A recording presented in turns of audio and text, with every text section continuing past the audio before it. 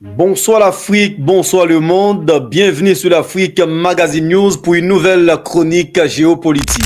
Aujourd'hui, nous allons parler d'un sujet fascinant, la croissance économique russe qui a défié toutes les attentes malgré les sanctions occidentales. En 2 ans, la Russie a enregistré une croissance de 8%, se positionnant comme la première économie en Europe et la 4e au monde. Comment ce pays sous pression constante a-t-il réussi à se réinventer? Quels choix stratégiques ont permis cette transformation? Restez avec nous pour comprendre les clés de ces succès. Depuis 2014, avec l'annexion de la Crimée, puis encore plus récemment avec le conflit en Ukraine, l'Occident a imposé des sanctions sévères à la Russie. Ces mesures visaient à isoler le pays économiquement et politiquement. 1. Blocage des actifs russes à l'étranger. 2. Exclusion des banques russes du système SWIFT. 3. Interdiction d'importer des technologies clés comme dans le secteur énergétique. Jean-René Ndouma, expert économique interrogé par Sputnik Afrique, qualifie ces sanctions d'injustes, illégales et inhumaine. Pourtant,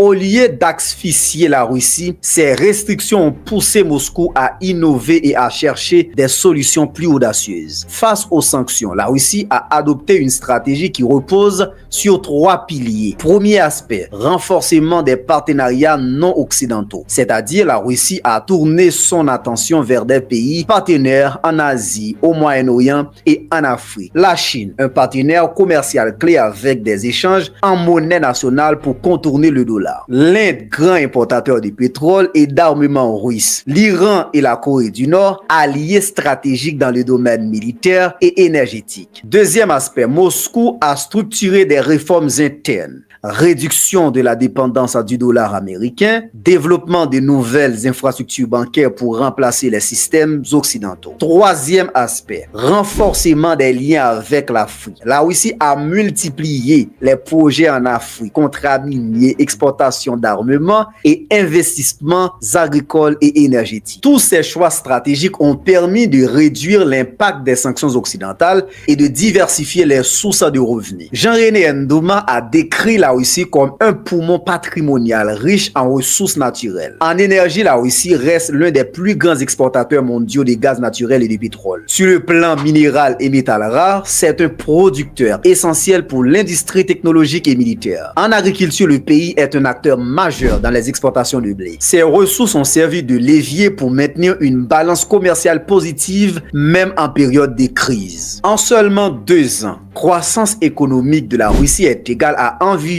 8%. Un chiffre remarquable dans un contexte mondial tendu. Classement mondial, c'est la première économie en Europe, 4e dans le monde. C'est un leadership renforcé. Ça veut dire Moscou prouve qu'elle reste une puissance économique incontournable. Ses performances économiques sont également liées à l'augmentation des échanges avec les pays africains et asiatiques, devenus des partenaires prioritaires. Quelques leçons et perspectives à retenir. La stratégie russe offre des leçons importantes. Diversification géopolitique. La Russie montre qu'il est possible de réduire sa dépendance à l'Occident en établissant des partenariats stratégiques et ailleurs. Exploitation intelligente des ressources naturelles, un modèle pour les pays riches en matières premières. Résilience économique, les réformes monétaires et la recherche d'autonomie financière sont des atouts clés. Cependant, des défis subsistent. La pérennité de cette croissance dépendra de la stabilité politique et des relations avec ses nouveaux partenaires. Les tensions internationales pourraient encore compliquer certains échanges. En gros, la Russie a démontré qu'une crise peut être transformée en opportunité avec des choix stratégiques clairs et une vision à long terme. Si vous avez aimé cette analyse, n'hésitez pas à liker, commenter et surtout à vous abonner pour rester informé sur les enjeux géopolitiques mondiaux. Merci d'avoir suivi et à bientôt pour une nouvelle chronique avec Wesley. Ciao!